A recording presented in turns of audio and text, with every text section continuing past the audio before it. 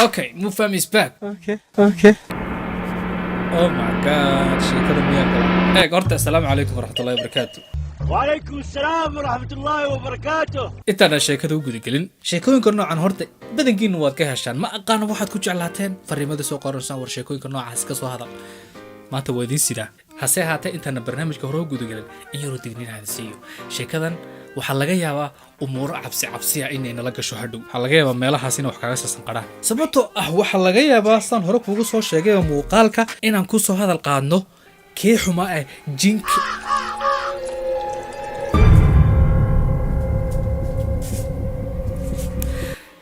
sababtoo ah muuqaalka waxaa laga yaabaa inaan ku soo hadal qaadno jin iyo acuudu billah saa waxu jiraan dee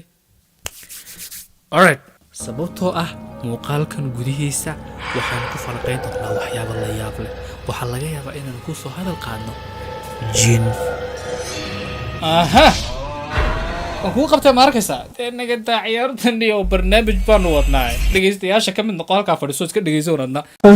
أنا ويسا حبيال هدي أني تاسيارا كاسي كاقا سو قدبنو موقال كي نمانتا واحا انو كاقا هالي دونا او نكو سو قادن دونا قصة ويليار او دليار او اودا شي دالكا عمان لكن واسان هورا كو سو شيغو حوغي شيكادا عبسيار ayaa laga dareemi doonaa okay hore nagu socdo dhacdadani waxay dhacday sanadii 2012 waxaana ku dhacday wiil yar oo lagu magacaabo Maxamed Al-Aamiri oo u dhashay dalka Cumaan siiba waxay ka dhacday tuulo lagu magacaabo Cuyuun tuuladii indhaha I don't know sheekadan hadii aad dhageysatid khayaali bay kula kaanaysaa yaani la yaabkaad ugu tagi doontid laakiin waa dhacday oo dalka Cumaan ka dhacday oo warbaahinta dalka Cumaan laga sii daayay Maxamed haddaba subaxyada kamid ah saacadu cabaar markay ahayd 10kii subaxnimo taariikhdu waxay ahayd kowdii bishii koobaad 2012 yacni waa xilligii dabaaldega sanadka cusub subaxnimadii cabaaro markay saacadu ahayd 10kii subaxnimo ayuu Maxamed asagoo baaskiil yar sita guriga ka baxay marka hadee sida caadada qoyskiisiina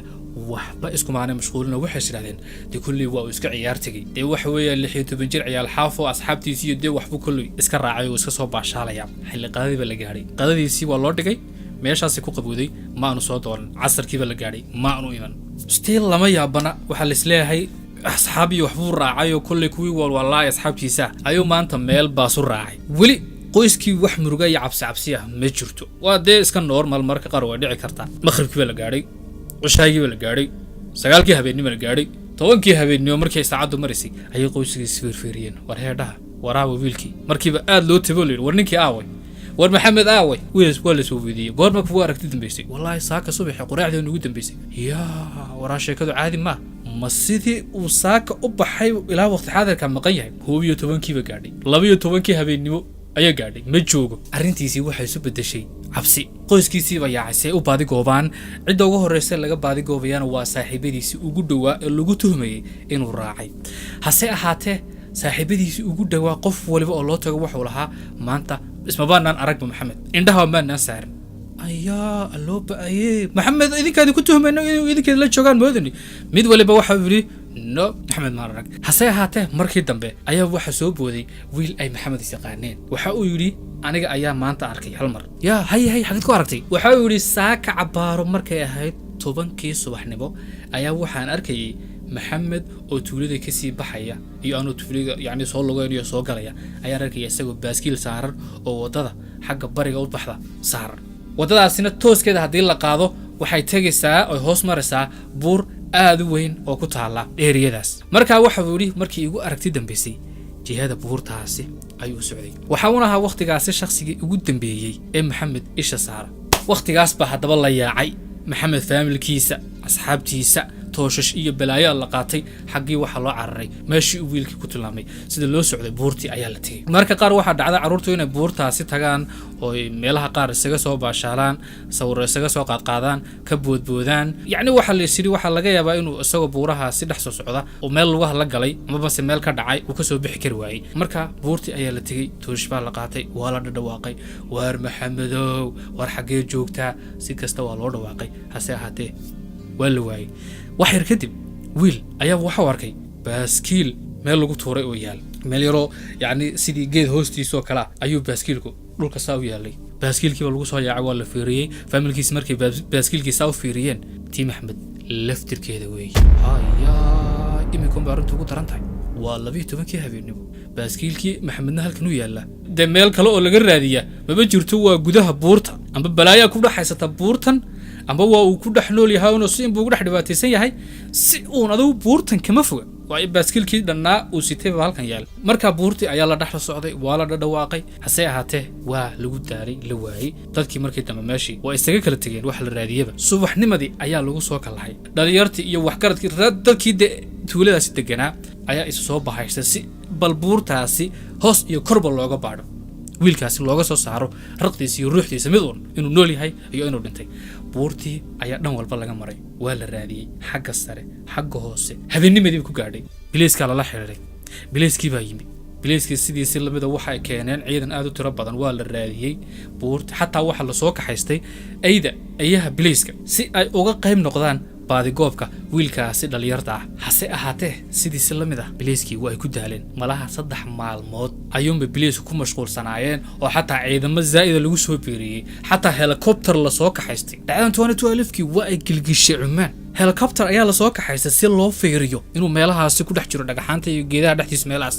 lawaa markii dambe dawladdu waxay soo kaxeeyeen dad dhanka raadka professional ku ah raadraaca iyo umuurahan iyo waxaas si fiican u qiyaasi kara waqtigan dadka professionalka ku ah dhinaca raadka la keenayo waxa ahayd yani bilowga markii ay shaqada bilaabayeen dimibaarayaashu haddaba shakhsigii ayaa waxa uu raadkiisa ka bilaabay baaskiilka agaarkiisa si uu socday raadkii ula socday raadkii waxa uu la dhaqaaqay waa raadka wiilkii dhanka iyo buurta yani shakhsi yani sidii inuu baaskiilka intuu meesha dhigtay uu u dhaqaaqay dhanka buurta oo sidii buurta fuul wuxuu ka doonayay garamayne buurtii markii uu sii fuulay uu dhakadeeda adigu wax yar u jiro ayuu haddana soo laabtay balse waqti xaadirkan soo laabashadiisu waxay ahayd mid orod ah degdeg ayay ahayd buurta markii uu sii fuulayay si tartiib ayuu fuulay hase ahaatee markuu soo degayay si xawli ah ayuu uga soo degay balse mushkiladda jirta ayaa waxay tahay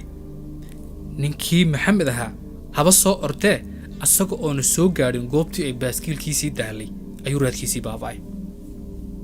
xawli ayuuna hadda ku socday hal mar ayuu raadkiisii baaba'ay marka shakhsigani marka uu qiyaasay waxa uu sidhi raadkiisii bartaasi ayuu ku baaba'ay ma aqaan ninkii muu isbaabiyey hal mar miyaa lala duulay gebigiisaba xagga hawada lala galay allahu aclam laakiin raadkiisa halkaasi meel loo dhaafo ma jirto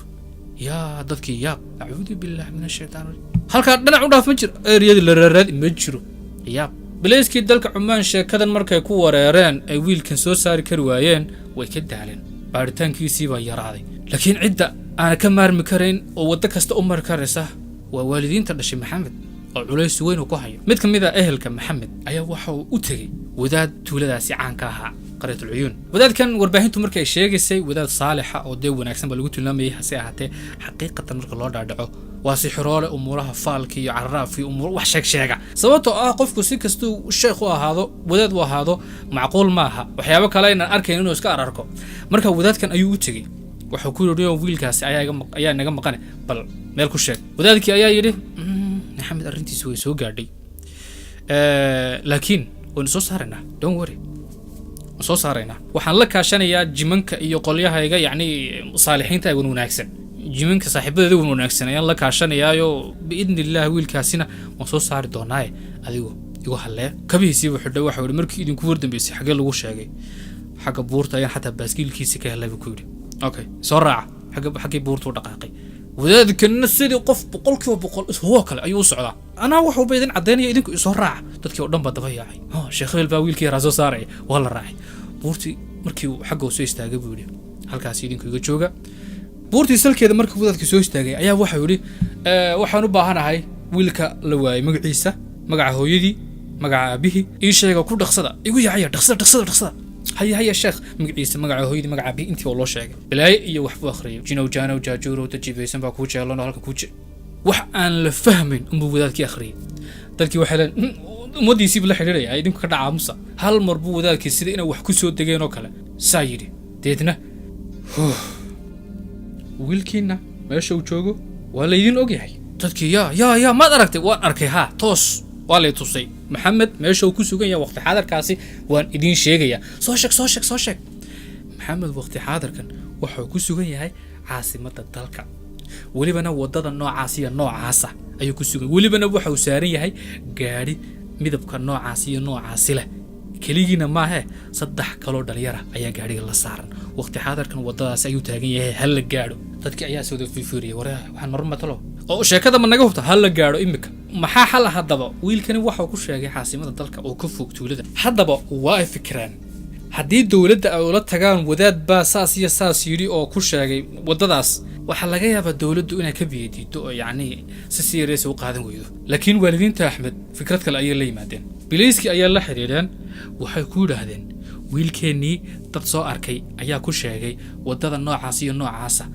sida ugu dhaqsiyaha badan hal la gaadho halkaas laga raadiyo yacni qof ayaa soo sheegay inuu halkaas jooge noo soo hubiya sida ugu dhaqsiyaha badan wiilkaasi wadadii la sheegayay markiiba biliiskii ayaa xidhay gaadhi kastoo soo mara waa la baadhiyay sidii gawaadhida loo baadhiyay gaadhi walba soo mara looga dhex raadinayay ayaa ugu dambayn waxa soo istaagay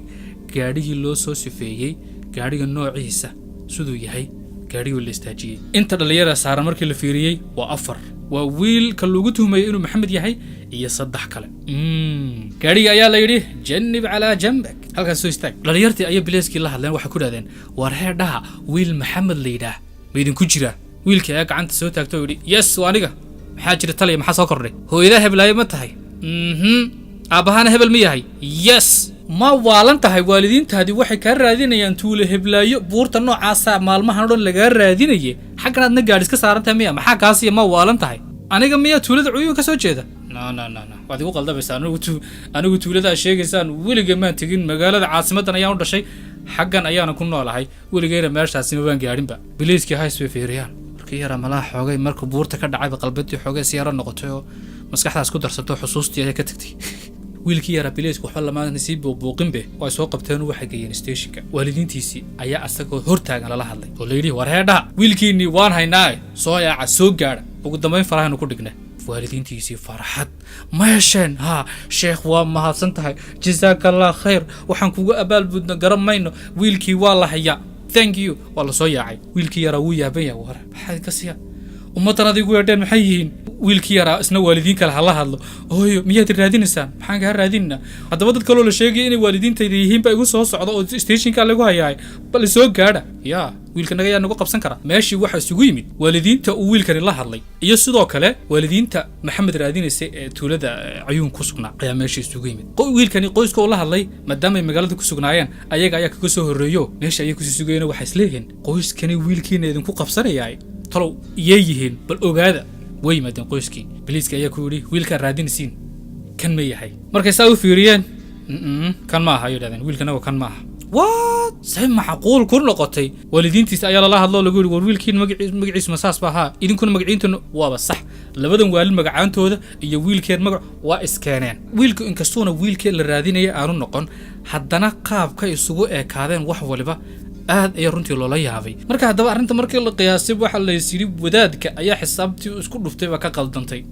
oo qoliyo hawshaasi u igmaday ayaa signalkoodii soo qabtay mid kale arinta wiilkii yara way cakiran tahay buurta mar walba waalidiintiisa way tagaan waa meesha ugu horeysa ee lagu tuhmayay waa buurtaasi gudaheesa horta deegaankaasi waxa uu ahaa deegaan ku caan ah wadaadda iyo dadkan wax sheega wadaadkii maaha kuwa kale ayaaba meeshii soo buuxiyay oo yiri mid walba anaa sheegaya anaa garanaya mid walba wuxuu isleeyahay adigu ku guuleyso wiilka yar waalidiintiisuna mar hadiiba arintiisii ay dawladda ka qoosatay inkastoo aanay aaminsanayn 100% dadkan inay run sheegayaan haddana waxay istiraadeen lacalla waa intaas ay run noqotaa waxa ay sheegayaan iska u dir haye qofkii soo helay waynu duceynaa abaal marina waanu siinayna haddaba wadaadadii midba wax ayuu sheegay mid ayaa waxa yiri waxa uu jooga meel maharjaan oo lagu badbaal degayay waqtigaasi maadaama lagu jiray sanadka cusub ayaa waxa yiri Maxamed halkan uu joogay halkaas uu joogaa laga raadiyo meesha ayaa la tagay xataa dhalinyartii meesha joogtay ayaa raadintiisa bilowday waa la raadiyay waa laga waayay laakiin walaalkii oo murugadii iyo madax xanuunkii darteed markuu yaabay halkaas iska tagay soo waqti ugu soo qaato ayaa lagu tagay marka waxa la siri wadaadkana qoladii soo qaladay walaalkiiba ku qaldeen midkii ugu la yaabka badnaa waxa uu ahaa kii yiri war heedha runta tan sheego Maxamed ma noola raadinina waxba adoo si kasta ahaatee wiilkii yara yani waalidiintiisii qoys ayay soo istaageen maadaama nolol iyo geeri midna lagu haynin waxa la bilaabay in salaatul janaaza loo tukado wiilkii yani waxa loo xisaabiyay wiilkaasi inaanu nooleen khalaas maadaama intaas oo dhan uu maqan yahay laakiin markii dambe wadaad aad u la yaab badan ayaa yimid wadaadkan waxa uu leeyahay Maxamed kan aad u tacsiyeyseen ee tiraahdan wuu dhintay ma dhiman waa nool yahay Maxamed waalidiintiisa yaab oo hatta waxaan naga dhaadhicinaysaa wuu nool yahay wuu nool yahay isla buurtaasi ayuu ku nool yahay. yaa see ku dhacday anaa idin fahansiina si fiican dhegeysta. maxamed markii uu ka soo baxay guriga asagoo baaskiilkaasi wata buurtaasi ayuu soo fuulay. haye buurtaasi markii uu soo fuulay waxaa aragtay gabadh jin ah. acuudu billaahi min ashaytaan rajiim. gabadha yaroo jin ah ayaa wiilkii asaga ahaa heshay kana heshoo jeclaatay. deetana maxay samaysay? wiilkii waa ka haysatay qolyahoodii ayay u geysatay. sidaas awgeed gabdhaha jinkuna haddii ay nin ka helaan ninkaasi way ku fara adeegaanoo nolosha caadiga kuma soo daayaan maadaama ay uga baqayaan inay ka qaataan gabdho kaloo biniaadam. markaa sheekada haddaan idiin soo koobo, wiilkii waxaa haysata gabadh jin ah. gabadhaasi jinkaana meesha joogto waan ogahay. marka waxaad samaynaysaa, aniga ayaa u tagaya, la soo xaajoonaya, wax soo fahansiinaya, ee idinku aniga igu daaya. go ahead, ku soco waaye, waan u baahannahayba noo soo ogow meesha uu wiilkeenu ku sugan yahay. buurtii ayuu dhaqaaqay, dadkiiba may hay daba dhaqaaqina, aniga kaliya ayaa tegaye, idinku aniga igu daaya. buurtiibuu fulay uu ku maqnaaday xoogay, deetana waa soo laabtay isagoo sidan tahaya. haye sheekh, meel ku sheeg wiilkii. waxau yidhi niman runta haddaan idiin sheego, anu qolyihii waanu tegey, waan la soo xaajooday, wax waan isku daya inaan fahansiiyo. waxaan ku idhi war heedhaha wiilkan dadkii dhalay ayaa u murugaysan oo hadhiya habeen barraadinaye, isaga soo celiya miskiinkan. hase ahaatee maxamed waxa laga furfuri kari waayey gabadhii jeclaatay. sidaasi awgeed codsigii aan ula tegay qolyihii jibanka ahaa ganafka ayaa ku dhufteenoo waxay dhahdeen mar haddii gabadheenu jeclaatay meel u dhaafay ma jiraan. marka anigu waan ka soo fara fujin kari waayo ayaga ayaa weli haysta. war heedha war inaad nooga soo fuji wiilka. xal baan haddaba idin hayaa. haye xalku waxa uu yahay qolyahan waxay aad u jecel yihiin in wax loo qalo. marka buurtaasi dusheeda taga, duco ku qabta, wax qala, neef lo iyo wax qala. dadkii haddaba waa kala qaybsameen. qaar yidhahdaan mee waa beenaale, waa sixiroolo, oo waxan wax weeyaan waa shirki arrimo gaal. intii diinta taqaanay waxay dhahdeen de waxan waa shirki, diinta laga baxaya, cidaan ilaahay ahayn wax looma gowracee, dee naga daaya. ilaahay dartiiba wax loo gowracaa, jin darteed wax looma gowracee. sidoo kale waxa tuulada ku nool dad diinta aan si wacan u garanayn oo dee dadka wadaadada wax sheegaya u aaminsan inay sheekhyo waaweyn yihiin oo hadalkooda qaadanaya. marka hal neef maaha, intaasi oo neef ayaa buurtii dusheeda lagu gowracay. si bal qolyahan haysta wiilkan yar ay isaga soo daayaan ay u soo fasaxaan. waa lagu duceeyey, balaa lagu qalay, warjimina wiilka noo soo daaya, qallay, dhiiga cabba, waka hadduu wax idin taray, waa si kasta la yidhi. hase ahaatee maxamed weli ilaa haatan lama hayo meel uu ka dhacay. qoyskiisa murugada waaba ka samri lahaayeene wadaadadan ku soo celinaya eela wuu nool yahay ayaaba ka sii murjinaysa oo la jimin ayaa haysta. wakhti ayaa ka soo wareegay, weli lama hayo. roob ayaa da'ay, roob weliba waxa da'ay aad u weyn. haddaba arrintiisii markii laga quustay ee quus laga istaagay, maalin maalmaha ka mid ah, xilli habeenada ka mid ah uu roob aad u da'ay subaxnimadii, ayaa nin buurtaasi bartamaheeda ari ku ilaalinaya oo iska soo socdo iska joogay ayaa waxaa u arkay telefoon jajaban oo meel yaala. teleefankanna show waa teleefankii maxamedo oo mar waliba teleefoonka garaacaan waa uu xidhan yahay ayuu lahaa. show dhagaxaan iyo waxba ku dhaco waa uu jajaban yahay teleefankii, halkaasi ayuu ku burburay. teleefanka meesha uu yaallo waa meel yar oo god ah oo buurta dhaadhaceeda. saas teleefanka u furiyay shid buu siri waa teleefon yacni jajabay. hoos ayuu socday maadaama uu ogaa arrinta maxamedna. waxau sinanimo malaha teleefanka waa teleefankii maxamede, meelahana ka raaraadisid. si u fiirinaya agaarka baa buurtu intuu saa meel dhagax dul istaagay, meel yaroo dhagaxaano saa u taagtaagan yuu hoosta saa u fiiriyey. waxaa u arkay lugo soo muuqda oo saas u yaala. still waxaan inay luga yihiin in kale maanu hubin. wax sidii kaboo kale uu shiida ka arkay, waa soo dhadhacay, soo wareegay, meeshii buu khasab ku soo galay. waxaa u arkay maydka maxamed oo yaala. haddaba show maxamed buurta ayuu ka soo siibtay, meel dhagaxaana ayuu ka soo siibtay. markii uu soo siibtayna buurta xaggeedii hoose maanu tegine meel yaro oo luuqa oo buurta dhexdeeda kala bartamaheeda ayuu meel dhagaxaana galay. marka sidaas awgeed qofka xagga sare soo istaagana hadduu soo fiiriyo yacni ma arkayn, xaggaas hoose hadduu istaagana lama arkayn. buurta kala bartamaheeda ayuu meel galay. show wiilkii ha soo cararo, akhbaartii ha gaadhsiiyo tuuladii. bileyskiiba lala xidhiidhay, waa la yimid, waa la fiiriyey, waa maxamed. marka hadal iyo dhammaan maxamed jinna maanu afduufan, balaayan kalena kuma dhicin. wadaadadan waxay sheegayeenna waxba kama jiraan ayay ahayd. ee maxamed meel sare ayuu ka soo dhacay, meel dhagaxaana ayuuna madaxa la helay oo halkii ayuu ku dhuntay oo meel ayuu galay. sidaas ayaana loo arki waayey. marka wadaadada wax sheega si kastay jiimanka ula kaashadaan, shayaadiinta ula kaashadaan, haddana hadalka ay sheegaan 100% run ma noqon karo. laa yaclamu alghayba ila allah, ilaahay mooyaane cid ogaan karta de in farsamo kale iyo teknolojiyad kale la adeegsado garamayo laakiin wadaad meel intuu iska fadhiisto wax sheego oo yiraahdo waxaas halkaas ku sugan yahay saas in hadalkiisu 100% run noqdo way yar adag tahay marka wadaadkii dadkana wuu dambajiyo waxa uu jinka wuxuu qalqala jinna maanu aftuuban miskiinka halkaas ay ku dhintay marka sheekada wadaadadan telefishinka dalka Cumaan ayaa aad uga hadlay arinta wiilka qisada wax walba aad uga hadlay gabadhana muuqaalkeena maanta halkaas ayuu ku eegyahay I hope inaad enjoy garayseen marka haddii aad ka hesheen muuqaalka fadlan like saara haddii aad ku cusubtahay sidoo kale channelka dadweynaha subscribe saar sidoo kale Facebook page-keena family nagala socdo follow soo saara intaan muuqaal xiiso mid doona xidhiidhiga sidaas iyo amaana Allah assalamu alaykum wa rahmatullahi wa barakatuh goodbye